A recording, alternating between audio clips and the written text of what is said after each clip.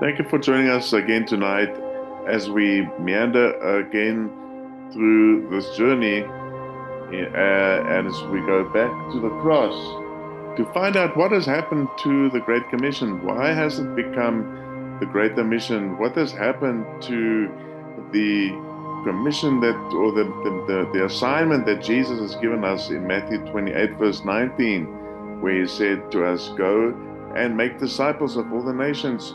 What is stopping us? What is holding us back? And for the past 3 weeks, we have been asking these questions, trying to look at all our excuses, emptying our pockets bit by bit to see what it is that is holding us back. What is it that is stopping us? And this week, we are looking at the story of the prodigal son.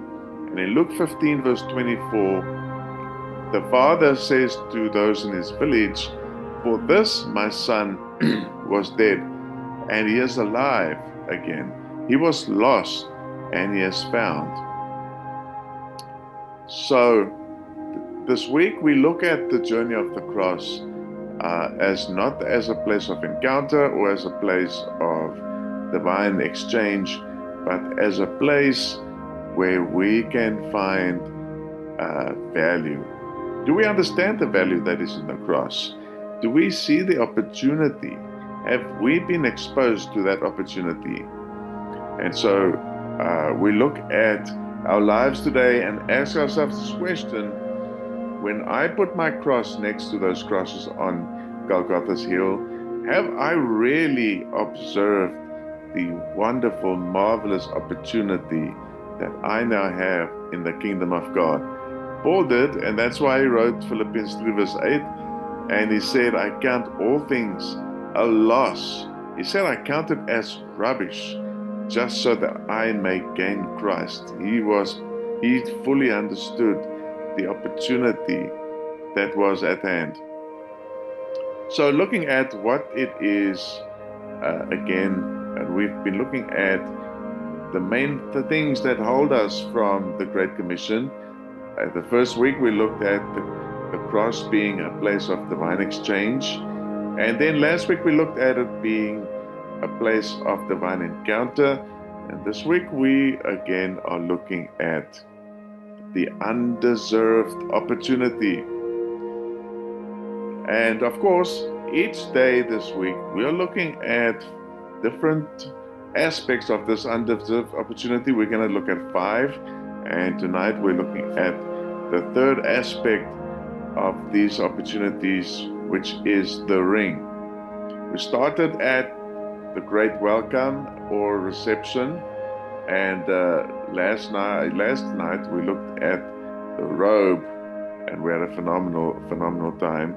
Tonight we're going to look at the ring, and wow, what a powerful revelation we get when we just understand that looking at Jesus, a verse just prior to the Great Commission in verse 19, Matthew 28 verse 19, Jesus said, Go therefore into all the world, right? The Great Commission. Now in verse 18, he makes a profound and powerful statement. He said, All power has been given to me. Wow. And it reminds me of the story actually of Joseph. When Joseph was promoted, the Pharaoh gave him his ring. And he said, I give you now my ring and all my power. I give you now all my authority.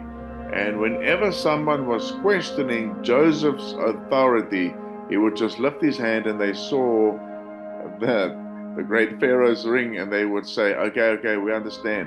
And whenever he wrote a letter, he would take at the end of the letter, he would seal the letter with wax and take that ring and imprint that signet or the insignia of that ring and seal the wax off with that, making an imprint on that to say that this is the genuine letter from the king's quarters. Wow, a ring is so powerful because it symbolizes the authority of a king that is given to someone. So Jesus said, all authority, all power has been given to me. And what he was saying in the Great Commission is the same power, the same authority he's given to us. And because he's given us that same authority, he has assigned us to the Great Commission. And so the Father in Luke 15:22, coming back to the story of the prodigal son, he said to his servants, and put a ring on his hand and sandals on his feet.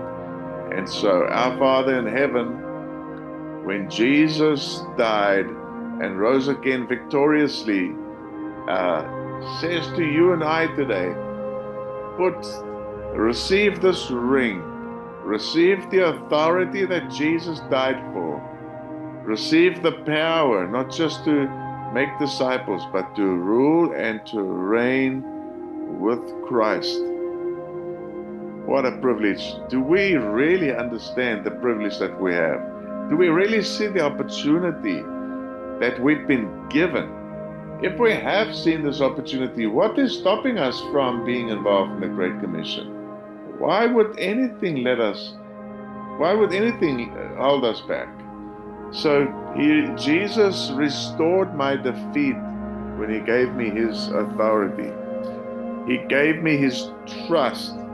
With authority always comes trust. If I give somebody my authority, with it, I assign my trust that that person would use my authority in the right way. And so he gave me his trust. He gave me his authority. How can I now not go? That is why Jesus said to his Father, and the prophet Isaiah recorded this, and he says, send me, I will go, send me.